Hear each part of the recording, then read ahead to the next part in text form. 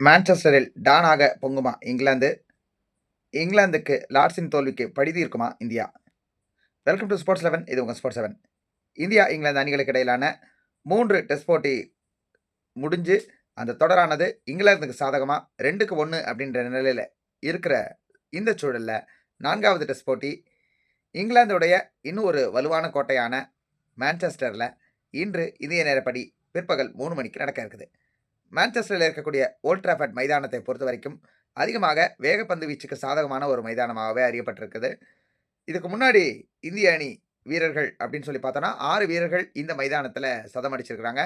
1936 முதல்ல சதம் அடித்த சையத் முஷ்டாக் அலி மற்றும் விஜய் மர்ச்சன்ட் இவர்களை தொடர்ந்து 1959 சீரீஸில் 2 வீரர்களும், அதைத் தொடர்ந்து 1990 சீரீஸில் முகமது அசாரிஜின் அடித்த 179 ரன்கள், அதைத் தொடர்ந்து இளம் வீரராக களமை இறங்கியிருந்த 17 வயதான சச்சின் டெண்டுல்கர் 2வது இன்னிங்ஸில் அடித்த 119 நாட் அவுட் அவருடைய முதலாவது டெஸ்ட் சதம். இதற்கு பிறகு இந்திய அணி கடந்த 35 ஆண்டுகளில் ஒரே ஒரு முறை தான் ஓல்ட் டிராஃபர்டில் இங்கிலாந்து அணி கூட டெஸ்ட்டில் விளையாடி இருக்கிறாங்க. 2014ஆம் ஆண்டு தோனி தலைமையிலான இந்திய அணி விளையாடும் போது முதல் இன்னிங்ஸில் இந்திய அணி முதல்ல பேட்டிங் செய்து வெறும் 152 ரன்களுக்கு ஆட்டம் இழந்தாங்க. அதில் இந்திய அணிக்கு ஒரு மோசமான ஒரு ஸ்கோர் கார்டு தான் கிடச்சிது. ஆடிய 11 வீரர்களில் 6 வீரர்கள் 0 ரன்களுக்கு ஆட்டம் இழந்திருந்தாங்க. அஜிங்கியா ரஹானே அடித்த 24 ரன்கள், ரவிச்சந்திரன் அஸ்வின் அடித்த 42 ரன்கள், கேப்டன் டோனி அடித்திருந்த 71 ரன்கள். இது தவிர்த்து இந்திய அணியுடைய மட்டைகளிலிருந்து எதுவுமே வரவில்லை அப்படின்றது தான் ஒரு மோசமான சினாரியோ. அதைத் தொடர்ந்து இங்கிலாந்து அணி 367-9 அப்படின்ற ஸ்கோரை முதல் இன்னிங்ஸில் அடித்து டிக்ளேர் செய்ய, அதைத் தொடர்ந்து விளையாடின இந்திய அணி அஸ்வினுடைய 46 ரன்கள் அப்படின்ற ஒரு ஸ்கோரை மட்டுமே வச்சுக்கிட்டு மற்ற வீரர்கள் இங்கே கொஞ்சம் அங்கே கொஞ்சம் கொண்டு கூட்ட கடைசியில் 161 ரன்களுக்கு ஆல் அவுட் ஆக பரிதாபகரமாக இன்னிங்ஸ் தோல்வி அடைஞ்சு அந்த தொடரில் தோற்று வெளியே வந்தாங்க. இப்படி இருக்கிற சூழலில் லார்ட்ஸில் அந்த சீரீஸில் வெற்றி பெற்ற பிறகு இந்திய அணியால் தொடர்ந்து 3 டெஸ்ட் போட்டிகள் இங்கிலாந்துடைய அட்டாக்கை தாக்கு பிடிக்கவே முடியலை. இப்படி இருக்கிற சூழலில் லார்ட்ஸில் ஒரு தோல்வியை பெற்று 2-1 அப்படின்னு பின்னடைவான நிலையில் இருக்கையில் ஓல்ட் டிராஃபர்டுக்கு வரது இந்திய அணியை பொறுத்த வரைக்கும் கொஞ்சம் சைக்கலாஜிக்கலி கொஞ்சம் அவர்களை பின்னுக்கு தள்ளுற ஒரு விஷயமா தான் இருக்குது. இருந்தாலும் லார்ட்ஸ் தோல்விக்கு பிறகு ஒரு 15 நாள் இடைவேளை அப்படின்றது இந்திய அணி வீரர்கள் தங்களை தாங்களே ரெஃப்ரெஷ் பண்ணிக்கிறதுக்கு ஒரு நல்ல ஒரு தேவையான ஒரு பிரேக்காகவே அமைஞ்சுது. இப்படி இருக்கிற சூழலில் இந்த 2 அணிகள் மோதக்கூடிய இந்த டெஸ்ட் போட்டி மீண்டும் முக்கியத்துவம் பெறுது. இந்திய அணியை தம்சம் செய்து இங்கிலாந்து இந்த மான்செஸ்டர் எங்களுடைய கோட்டை என்று மீண்டும் ஒரு முறை நிறுவுவார்களா, இல்லை ஆஸ்திரேலியாவுக்கு பிரிஸ்பெயினில் இந்திய அணி 2021 என்ன செஞ்சாங்களோ அதையே மீண்டும் செய்து உங்கள் கோட்டையாக இருந்தாலும் பரவாயில்ல, நாங்கள் வந்து கோட்டை கட்டுறோம் அப்படின்னு சொல்லி இந்திய அணி பதிலடி கொடுத்து லார்ட்ஸ் தோல்விக்கு பழி தீர்ப்பார்களா அப்படின்றத நாம் பொறுத்திருந்து பார்க்கணும். இங்கிலாந்து அணியை பொறுத்த வரைக்கும் அவர்களுடைய பிளேயிங் 11 அறிவித்திருக்கிறார்கள். கடந்த லார்ட்ஸ் டெஸ்ட்டில் சிறப்பாக பந்து வீசின நிலையிலும் காயமடைந்திருக்கிற ஆஃப் ஸ்பின்னர் ஷோயப் பஷீருக்கு பதிலாக left arm spinning allrounder Liam Dawson அணியில் சேர்க்கப்பட்டிருக்கிறாரு.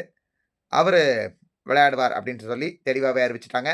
இந்திய அணியை பொறுத்த வரைக்கும் ஜஸ்பிரீத் பும்ரா இந்த டெஸ்ட் மேட்ச் கட்டாயம் விளையாடுவார். 15 நாள் பிரேக் இருக்குது. அதனால் கட்டாயம் இந்த டெஸ்ட் மேட்ச் அவர் விளையாடியே ஆகணும் அப்படின்னு தான் எதிர்பார்ப்பு இருக்குது. சீரீஸுடைய ஸ்கோர் லைனை பார்க்கும்போதும் பும்ராவுடைய இன்க்ளூஷன் கண்டிப்பாகவே முக்கியம் அப்படின்றத டீம் மேனேஜ்மெண்ட் உணரும்.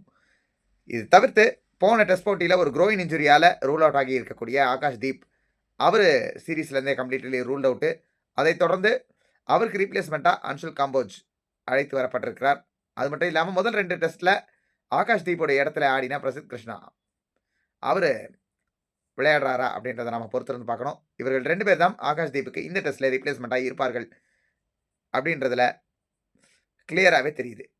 மற்றபடி பார்த்தோம் அப்படின்னு சொன்னால் நிதிஷ்குமார் ரெட்டியோடைய இடத்தில் சாய் சுதர்ஷன் அப்படின்ற ஒரு எக்ஸ்ட்ரா பேட்ஸ்மேனை உள்ளே கொண்டு வருவதற்கு வாய்ப்பு இருக்குதா அப்படின்றதையும் நாம் பொறுத்திருந்து பார்க்க வேண்டும். ரவீந்திர ஜடேஜா ஒரு லோம் ஸ்பின்னராக கடந்த போட்டிகளில் நல்ல பேட்டிங்கில் சிறப்பான அரை சதங்களை அடித்து தேவையான கான்ட்ரிபியூஷன்ஸை கடந்த 4 இன்னிங்ஸில் 4 அரை சதங்கள்னு அட்டகாசமாக அசத்தி இருக்கிறாரு. அவருடைய பேட்டிங் ஃபார்ம் சிறப்பாக இருந்தாலும் பந்து வீச்சு ஓரளவுக்கு தான் கை கொடுத்துருக்கு. இப்படி இருக்கிற சூழலில் 2வது ஸ்பின்னராக போன டெஸ்ட்டில் களமிறக்கப்பட்டிருந்த வாஷிங்டன் சுந்தரை விளையாட வைக்க போகிறாங்களா, இல்லை இந்த மான்செஸ்டர் பிட்ச் வேகப்பந்து வீச்சுக்கு சாதகமாக இருக்கும் அப்படின்னு யோசித்து ஷர்துல் தாக்கூருக்கு ஒரு நோடை கொடுக்க போகிறாங்களா அப்படின்றதும் ஒரு கேள்விக்குறியான ஒரு விஷயமாக இருக்கிறது.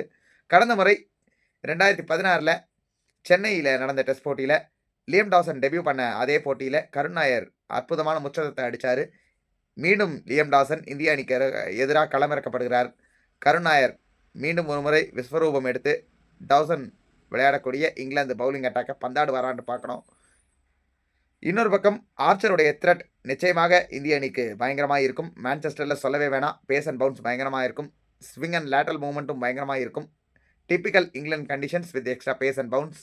ஸோ வந்து இங்கிலாண்டுடைய பர்த்னே சொல்லலாம் அந்த மாதிரி ஒரு ட்ராக்கு. பட் 2 அணிகளுக்கும் கொஞ்சம் கவலை அளிக்கக்கூடிய ஒரு விஷயம் ரெயின் ஃபோர்காஸ்ட்டே இருக்குது. 5 நாளுமே ரெயின் இன்டரப்ஷன்ஸ் வரும் அப்படின்றத வெதர் ரிப்போர்ட்டில் தெளிவாகவே சொல்லியிருக்கிறாங்க.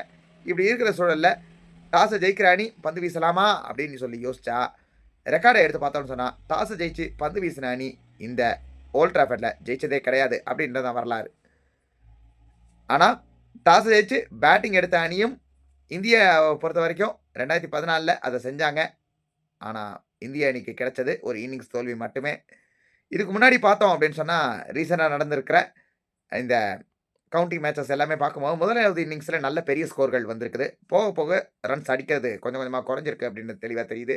அதனால் டாஸ் ஜெயிக்கிற அணி நிச்சயமாக பேட்டிங் செய்கிறதுக்கான வாய்ப்புகள் அதிகமாக இருக்குது. ஸோ 2 அணிகள்லேயும் இந்த மாதிரி பிளேயிங் 11 அமைகிறதுக்கு வாய்ப்பு இருக்குது அப்படின்னு நாம் சொல்லியிருக்கிறோம். உங்களுடைய பிளேயிங் 11 இந்திய அணிக்கு என்னவாக இருக்கும்? என்னென்ன மாற்றங்களை எதிர்பார்க்கிறீர்கள்? என்னென்ன மாற்றங்கள் இருந்தால் நன்றாக இருக்கும் அப்படின்னு சொல்லி நினைக்கிறீங்க? பதில்களை கமெண்ட் செக்ஷனில் போஸ்ட் பண்ணுங்கள். வீடியோ பிடிச்சதா லைக் பண்ணுங்கள். மறக்காம உங்களோட ஃப்ரெண்ட்ஸ்க்கு வீடியோவை ஷேர் பண்ணுங்கள். நம்ம ஸ்போர்ட்ஸ் சேனலை சப்ஸ்கிரைப் பண்ணி ஆதரவு கொடுங்க. வீடியோவை முடிக்கிறதுக்கு முன்னாடி போன வீடியோவில் கேட்டிருந்த கேள்விக்கான விடையை சொல்கிறேன். வெஸ்ட் இண்டீஸ் அணியை ஆஸ்திரேலியா 27 சுருட்டி போட்டு அவங்களுடைய லோவஸ்ட் ஸ்கோர் அகேன்ஸ்ட் ஆஸ்திரேலியா அப்படின்ற ஒரு ரெக்கார்டை வெஸ்ட் இண்டீஸ் செய்கிற ஒரு இக்கட்டான சூழல் வந்தது. இதே மாதிரி ஆஸ்திரேலிய அணி வெஸ்ட் இண்டீஸ் அட்டாக்கு எதிராக அடித்த லோவஸ்ட் ஸ்கோர் என்னன்னு சொல்லி கேட்டிருந்தேன். 1984 பர்த்தில் இருக்கிற வேக்கா கிரிக்கெட் மைதானத்தில் வெஸ்ட் இண்டீஸ் உடைய பந்து வீச்சாளர்கள் ஆஸ்திரேலிய அணியை வெறும் 76 ரன்களுக்கு சுருட்டினாங்க. அதுதான் ஆஸ்திரேலிய அணி வெஸ்ட் இண்டீஸ்க்கு எதிராக டெஸ்ட் கிரிக்கெட்டில் அடித்த லோவஸ்ட் ஸ்கோர். ஸோ உங்களுக்கு வீடியோ பிடிச்சிருக்கோன்னு நினைக்கிறேன். தொடர்ந்து ஸ்போர்ட்ஸ் 11 சேனலுக்கு ஆதரவு கொடுங்க. உங்கள் நண்பர்களுக்கெல்லாம் ஷேர் பண்ணுங்கள்.